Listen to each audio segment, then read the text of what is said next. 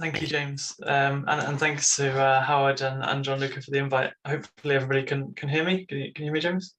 Yeah, fantastic. So it's I think it's a testimony to the people who are organising this, how successful it's been.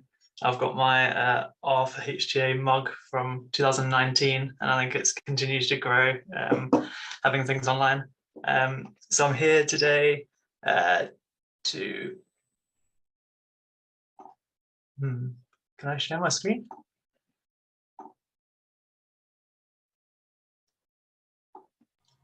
Oh, James, maybe you need to change it. The settings and security. So, oh no, you're able to share. Is that just showing Slack, or is that showing everything? That's showing everything. Okay, brilliant. Okay, fantastic. Sorry for that.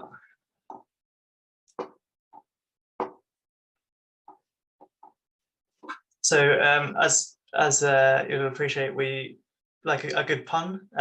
So I'm going to present first, and then Rose is going to continue on. And so I'm focusing more on the on a paper we wrote, which is a simple reproducible example and some of the overview. And then Rose is going to take it on to the industry kind of specific and implications of using Shiny in industry with her experience in ResMed. So I want to say from the outset that this is very much collaborative work. The paper published by myself and Paul, and a lot of the kind of thoughts gone into it between the two of us. And I'm very good at sitting here and listening to the sound of my own voice, but much of this is Paul Snyder's work. So Paul and I are based at the School of Health and Related Research, University of Sheffield, and also work at Dark Peak Analytics. And I'm currently working at the Joint Biosecurity Centre. But the views in this presentation are my own, and definitely not that of the Joint Biosecurity Centre. So to get straight into what I believe kind of the current process for a lot of HTA and the problems that arise from that are. So I believe that a lot of the inputs for health economic models would come from modelling done in R or Stata. They would get input into a model, maybe in Excel or using VBA. Those would be exported, some plots created, some outputs created, put into a Word document, and then maybe presented using PowerPoint and circulated more widely. And that's kind of how I see the current process. And I think how a lot of the people, when I'm very much preaching to the choir here, potentially see this process changing, is moving towards something where we're working all in one software environment. So there you might, for example, do survival modeling in R, take the results of that directly in R into a model constructed using R, for example, in the wonderful HeSim package or any other package or a custom model. Create a load of plots in ggplot, again in R. You could even write a report in Markdown, and then display results and investigate the model more using R Shiny. And I think going even more broadly than that, the use of GitHub, latex editors, static repositories, and linking them all with kind of publication formats mean that we can really leverage the power of script-based models. So you can have models that are shared so that everybody can see them online. All of the code is openly available, and the model can be manipulated by others, and kind of parameters can be changed and varied, so that people can kind of see how the model's working and the results of that model. So it's as transparent and efficient a process as it can possibly be. So what are the benefits of this kind of move more to a kind of R environment? The biggest one for me is efficiency. In one click, you can just update your entire model, report, everything. So when a client says to you, oh, we need to change this one input or this one assumption, you can make that change, one click, everything gets updated. The other one is the speed of creating models. So once you've done something once in R, it's quite easy to package that up, write a load of functions to do the same thing so that you're not constantly redoing things or copying, pasting things over into Excel spreadsheets. You're just calling a function from a package you've created. Another one is computational power. So the use of RCPP and parallel programming just make things much more efficient. And a big one, as I mentioned, is code and data separation. So the ability to separate your code, essentially your method, from your data, so that where data is sensitive, data could be kept out of publication or kept out of kind of anything that's put out into the public domain, while the code could be put into the public domain, and that obviously improves sort of reproducibility, the openness and transparency of health technology assessment. Another one is reach and replication. So we can have one worldwide model sat on a remote server that works for lots of different countries, and this is particularly important in public health, where you can imagine a lot of external agencies don't have funding for the types of things that we might fund in the UK or the US. But once you've done the work and built the model once, often the same principles apply to lots of different countries. And so why not give that, provide that service to a lot of different countries? And the last one, which is what I'm going to talk about a lot today, is stakeholder engagement.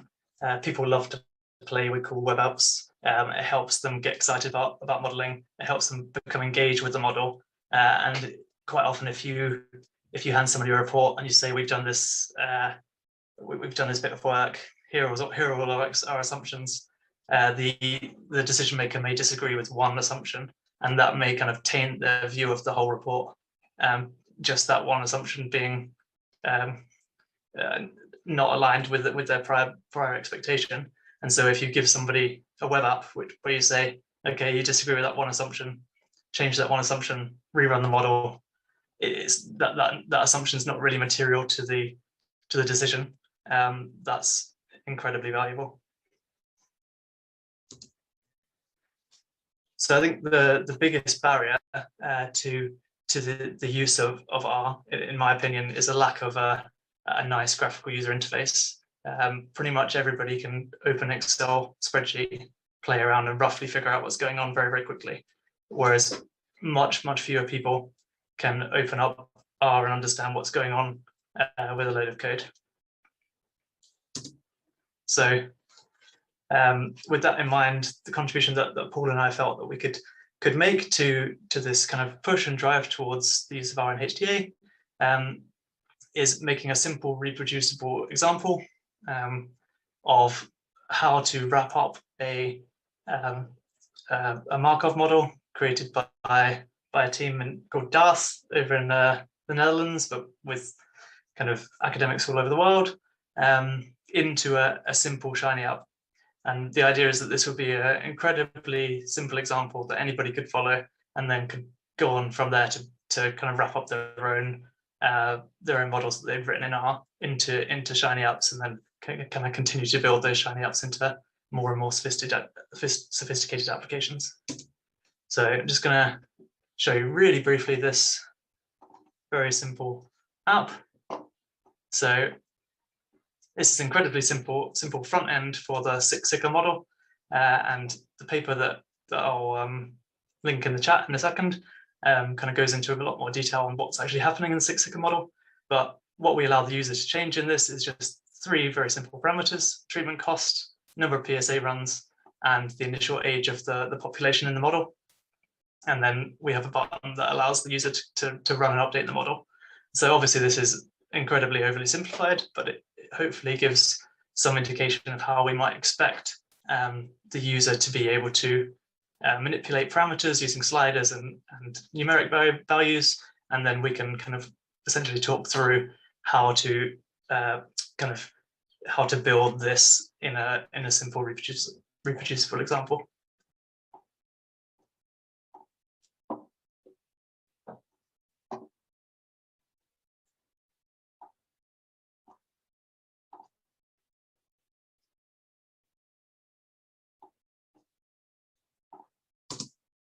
So at its simplest, we can think of a model constructed in R as a single function. And now in our paper, we kind of go on to show kind of how you would wrap up your entire model into one function, and that function takes a series of inputs, and they might be parameters like the cost of different interventions, or the discount rate, and number of PSA runs, that type of thing.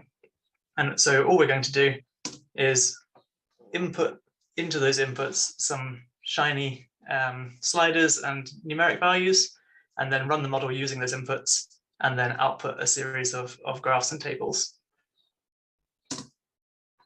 So in the app I just showed you, it's incredibly simple and basically just has 3 parts. It has a title, 6-second model in shiny, which is shown in blue. It has a sidebar with some parameter inputs and a button to click run model, and then it has some outputs. And so we can see from the code that we have a fluid page, which is just a type of UI, and then we have a title panel, and then a sidebar layout that has some code to construct it, and a main panel which contains our plots and tables, which also has some code. So the sidebar panel code just has simply a numeric input, and that numeric input is called treatment cost, and we give it an ID. So in this case, our ID is just called SI for shiny input, and then cost of treatment. And the same for PSA runs and the initial age of the population. And then we have something called an action button, which we call run_model, which will cause something to happen when run on the user on the server side. And in the main panel, we just have a heading called results table, which you can see here. And then we have a table output, which is created by a single function, and then a cost effectiveness plane header and a plot output. So as I said, absolutely most simple possible reproducible example. So in the server side, all that's happening is that when the action button is pressed, so when we observe run model, that input for the action button being pressed, we're going to run what we call the rougher function, which runs the entire model using the inputs for the cost of treatment, the initial age, and the number of PSA runs. And then that function runs the entire model and returns a set of model results. And those model results are fed into a table function and a cost effectiveness plane function. And that's all that's in the server side. So that's the entire kind of app, kind of breeze through in a few minutes. But you can find out more on the publication that's published in Welcome Open Research in 2020, I think just pre-COVID. Wonderful time. So I wanted to also just quickly talk through a kind of more sophisticated app that we built, again as an example app. Hopefully it doesn't take too long to load. So the paper I was talking about is here, and kind of goes through in much more detail, kind of the wrapper function and the Darth group function. So this is, okay. So this is our kind of slightly more sophisticated model, and this model allows you to see kind of base population survival and change some parameters. You can see the distribution of relative risk of death once you're in the sick state. You can fit different distributions to the survival curves and extrapolate from those. So here we've got the Weibull as the default, but you can fit any of these different options and then compare those. We have costs and utilities and the distributions in the PSA that you can input, and then you can decide how many PSA iterations to run. And so when you click run model, this should run, so it runs 1,000 iterations in 50 to 80 years cycle, 50 to 80 cycles, so year cycles, and it's a time-dependent state transition probability model using RCPP, so C++ code, to speed it up quite considerably. And then we get, a series of normal-looking outputs in the app, and some functionality that I quite like. So you can download a slide deck, Word document, and CSV of PSA runs, and email yourself the results if you want. So I can email myself any of those outputs. and then it'll go and create those. And that can be really useful if you're running a model that's going to take quite a long time. You could run that in the background and then have it sent to you kind of when you're ready. So I go to my email address. I can now see that it's run that model, created a slide pack, and it should very shortly send that through. I think it's going to be a bit slow to update. So here's example one for earlier. And you can see that, for example, in the PowerPoint, which is very slow to load while on Zoom, you can see the example slide pack with cost effectiveness planes, etc., based upon the selections that I've just used in the app. So that's a kind of fairly brief overview. I'm keen to take questions on things, and also pass over to Rose to talk more industry specific things.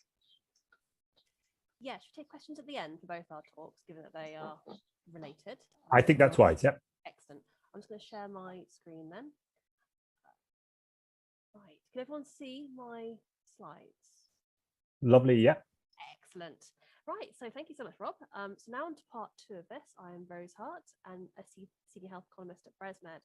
And I'll be continuing this talk by outlining some of our experiences to date.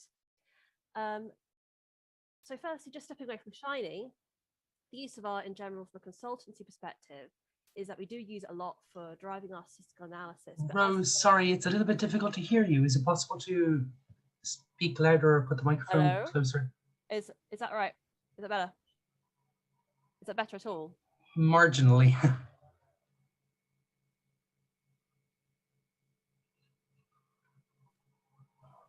Oh, people are saying, yeah, we can hear you. Thank you. Yeah, that's good. That's fine. I prefer to use my headphones if possible.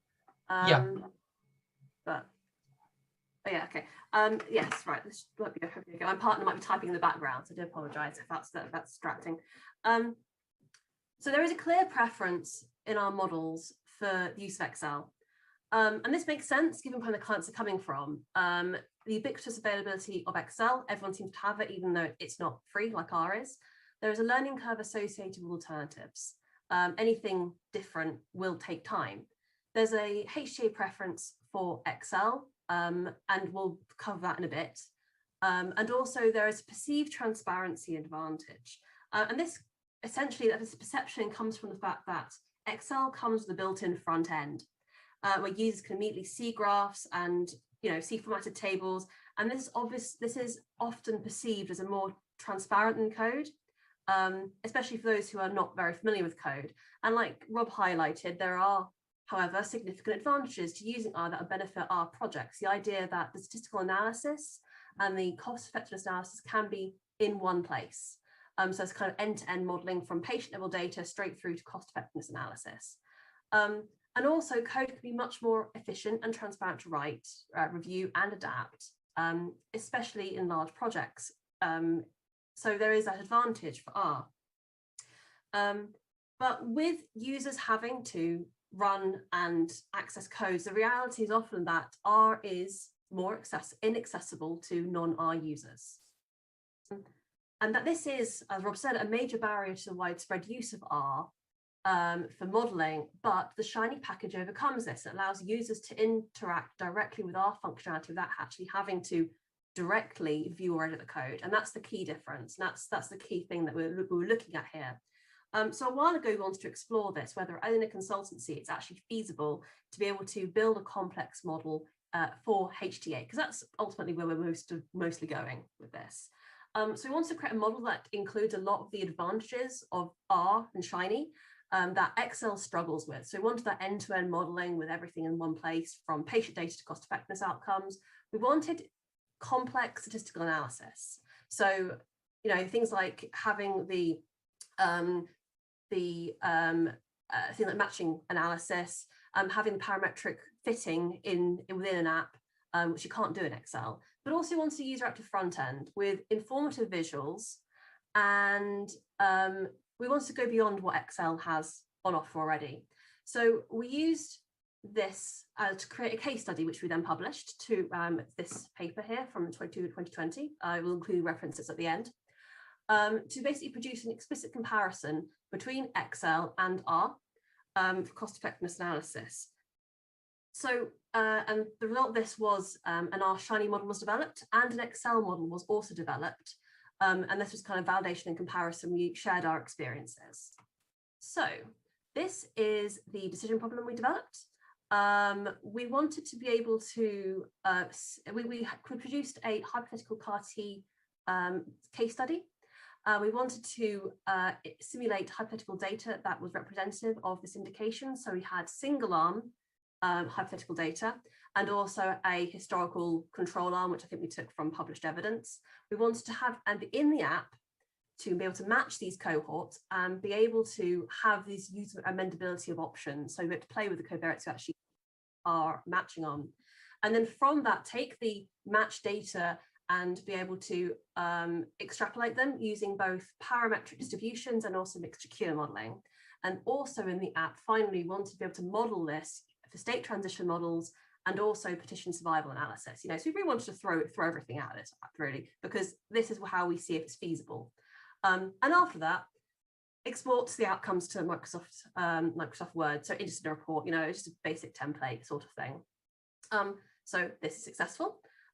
Here is the app that we developed. It is freely, the front end is freely available via this link, and just to sort of demonstrate what we can do with it. So we had this lovely tabs layout, so it's easy to navigate. We had introduction, background, general model information all put in. We have a control sheet, and this has all the things you'd normally see on a control sheet, except you can also change things like model cycle as well as things like time horizon. We also wanted to have it where we simulated updating a data cut, you know, so we had two different sets of PLD in here. So you could pick which PLD you wanted, and the idea was to sort of say that if you had a data cut update, then you could just put it in the back of here and it would then take it forward. We also wanted to demonstrate that you could have multiple indications, populations in this, and this would just filter down those groups as and when. And also we wanted to have more than one source of costs. As we said, we wanted a partition survival model and also state transition modeling options in there. So we incorporated that. But the most important thing for us is that the fact that we could do this quite in-depth analysis of the data. So here we've got actually we have two single arm trials, and we had options to match. So we have a saved base case, which we just had as a base case for the model, but also you could do a naive comparison or live propensity score matching. So here I'm just selecting live propensity score, and you can see this is now changed to options. And if you go down, I don't know how many of you are familiar with matching analysis, but the idea is you have all your data, and then you want to kind of you want to be able to match your data based on the propensity scores and decrease the standardized mean difference. It's a very oversimplified explanation. So the idea that all of these are decreasing means that there is an increase in the matching. And you have here, as I'm sort of highlighting, that there's one that was going up in this case. So what you can do for this, for instance, is deselect gender as a covariate. You can change your caliper, so that's how closely the data has to match. Update it, it will then rerun the whole analysis, produce your results, and then you use that going forward to fit your models to.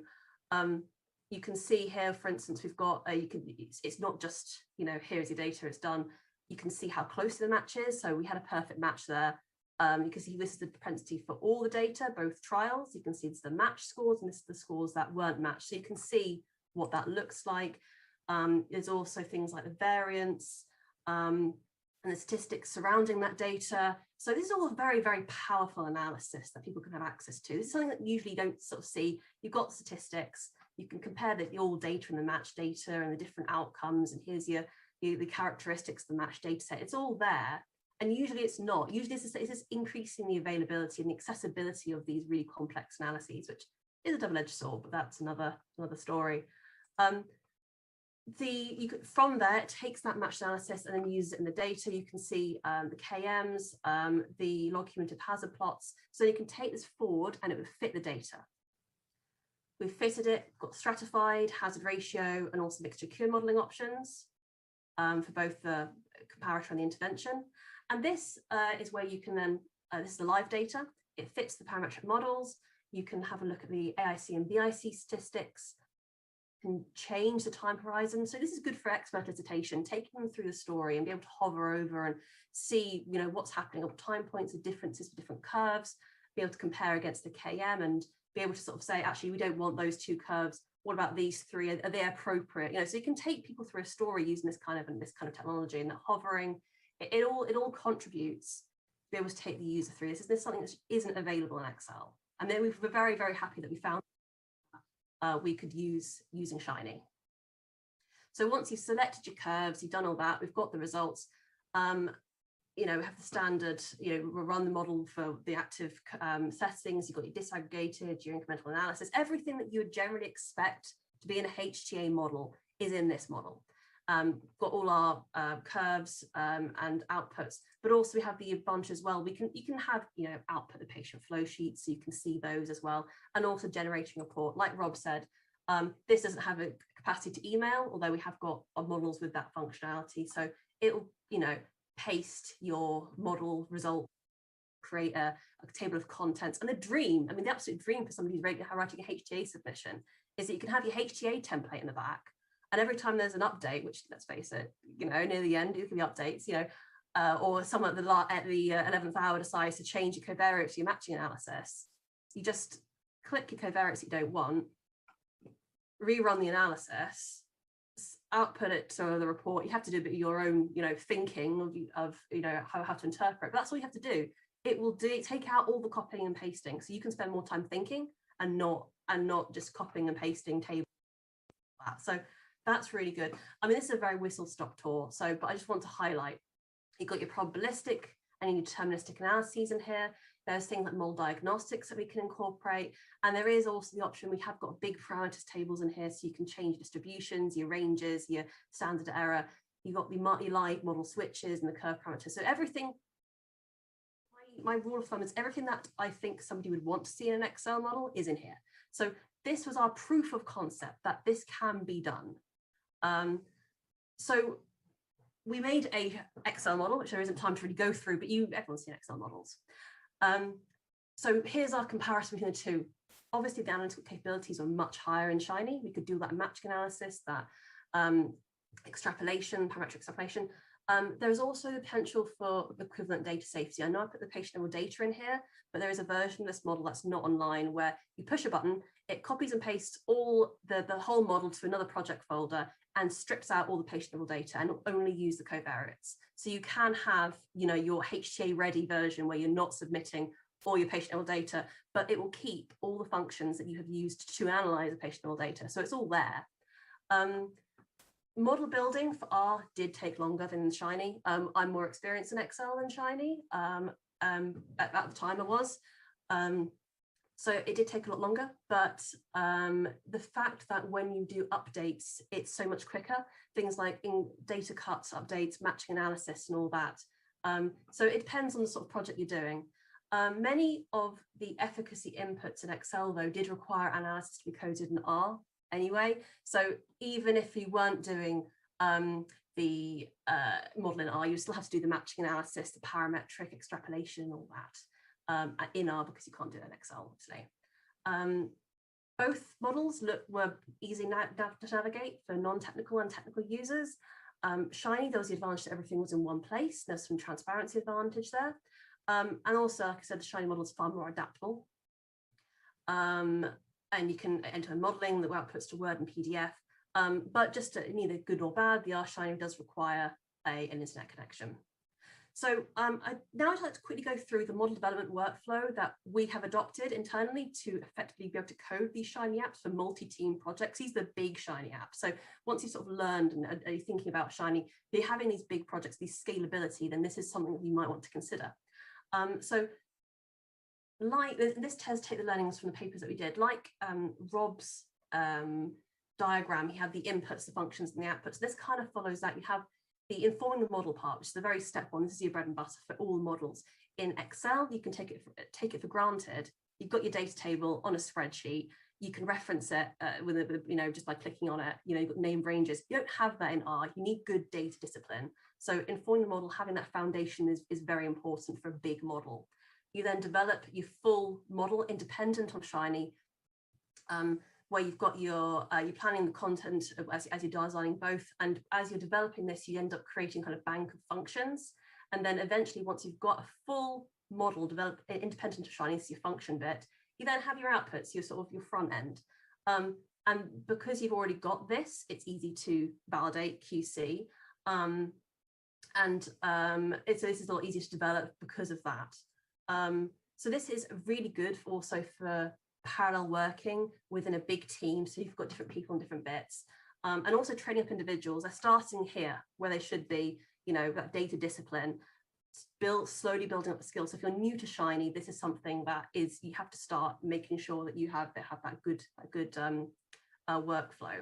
And just as an example, everyone loves a good freebie bit of code. This is in the repository for the R in HTA GitHub, but I've included an example of this workflow with the code for the Briggs HIV model. So we've got the script, we've got your Shiny app, and the thing to note is that you have your script, which produces the outcomes that were in the Excel version that's available online. You go through that, and then you look at the functions of the R code. In the Shiny app rather, and the functionalities in the server. So if you look through the model script in the server, you'll see pretty much identical, barring that this has been wrapped in Shiny function. So you can see that direct transition to a Shiny app. So it's a nice example of that. And the functions is used by both. So it produces exactly the same outcomes. So my final slide, I just want to summarize our findings for using Shiny within a HUR consultancy. So at present, there are many areas where Shiny is really useful for development within the consultancy, and we're using it currently for things like early modeling tools, feasibility assessments, and value and communication. But there are several challenges to overcome if R, with or without Shiny, is to be consistently used in HTA submissions. So for one thing, not all HTA agencies do accept R for submissions. We know that there are many groups that are pushing for increased awareness. I've imagined some of them are going to be talking over the next couple of days. But even if HTAs do accept R, there can be skills shortfalls in ERGs. They don't always like reviewing R code, and you have to be considerate of that. And even when agencies do accept R submissions, plenty of prior warning is needed, and there needs to be justification for the choice of software. And Shiny has an extra layer of functionality which doesn't help it in terms of sort of being able to lay out a script and being able to be submitted, given that there is already the skill shortfall. But that said, we as a consultancy are really confident in this technology, and this is definitely filling some issues that we have. So we are pushing to making a HTA submission at some point for the right project. And a way of easing this, way of potentially doing this would be obviously to submit the model, also have the code available without the Shiny, and also be able to create an Excel model alongside. So we'd have your Shiny model, you'd have all your covariates, all your options, you then push your button, and it will then push some of your curves, your covariates to your an Excel model template. And this will be great because you can validate each other. It's a really nice way of being able to get our Shiny's foot in the door, and the technology is already there. It's been proved, it is there. It's happy to do, but it's just making, easing people into technology. And we are seriously looking into this. So if anybody knows of a project where this would fit the bill, then do let me know. But in conclusion, we are starting to see greater need for alternatives, and R with Shiny is so far managing to meet all the areas that Excel is struggling in. So we are seeing more requests, which is very exciting for us. So that brings me to the end of our presentations. I'm happy to take any questions. We have reference. We'll be distributing the slides after. I haven't looked at the chat, but I have seen there's quite a lot of questions. So yeah, shall we? We've got 5-10 minutes, I think. I don't know what time it is. I think we have 5 minutes. Thanks very much, Rose, and thanks, Rob. I thought those are two very, very clear presentations. Definitely the user interface that Rose presented is very beautiful, but clearly very heavyweight in terms of what it covers. This presentation is frankly a moderator's nightmare because it's elicited so many questions that have come up in the chat, and I don't think we're going to be able to cover them all. Also, Rob has been responding to a lot of them as they've gone, and other people have been chipping in with particular observations and resources, which is really lovely because you can tell everybody is very engaged in this. Is there anybody that would really like to come forward and ask a question? I think I'd like to ask if anybody is particularly keen. I can see there were some particularly interested. Kashif Siddiqui, and I think was asking some of the earlier questions. I don't know. Do we have hands going up here? Okay, or Arthur. Let's see. Arthur, let's see. Can I unmute you? No. Are you able to unmute yourself there? Yeah, go ahead, please, Arthur. Okay. Hi, guys. So, two really fantastic talks. Thanks. I really enjoyed them, and like the software that you produced was, I think Howard described them as beautiful, and I would completely agree. Really, really impressive. So my question was kind of, I guess, in relation to what you're doing. So both, it seemed like the idea was to definitely have the server like online, right? So whoever was interacting with the interface, instead of working on something locally on a machine, they would be going to a website basically. So like obviously, with many HTAs, nearly all of them, I guess, right? I mean, the information in them is very, very sensitive, and companies are very, and I think, Rose, maybe you mentioned in passing, that can be addressed, or you could kind of guarantee the same levels of data safety. I guess I was just kind of wondering, I mean, are you guys aware, or do you have a sense of what you need to do to kind of ensure that information could be safe, right? Because obviously, you know, if I don't know, I think we still do this, right? I mean, you get the model on a USB key, and then you install it on your own machine, right? So there's kind of quite a lot of security there, right? Whereas obviously, if you're going to something online, potentially other people have access to that. I mean, so I guess, yes, the question to either of you is have you thought about that? Have you had a chance to kind of address that issue, or has that come up? Yeah, that's come up several times. I'm trying my headset again. Can everyone hear me? I can hear you well, yeah. Excellent. So when we're doing this with our client projects at the moment, like we've not done HTA, but we've got, if we have patient level data, we have it on a separate server. So the model sits online. We do it via RStudio Connect. So that sits on our servers. We've got complete control. We have our own registered logins. And as an extra level of security, we have our data on a separate server. So when someone logs into the model, they then verify the details, and internally it checks you have details and then reaches into a separate server. It's an IT issue, but we've been doing it, and our client IT team, who knows a lot more about me about security, reviewed it completely, and they've been okay with it. So if you do have this problem, and it is patient level data, then things like RStudio Connect. I think you can pay for subscriptions to RStudio our Shiny Apps.io, I think, to pay for user logins as well. So but yeah, it's possible essentially. So we have a similar thing of either hosting the app from your own server. You can run these locally, and you can wrap these up into into files that you could then store on a USB.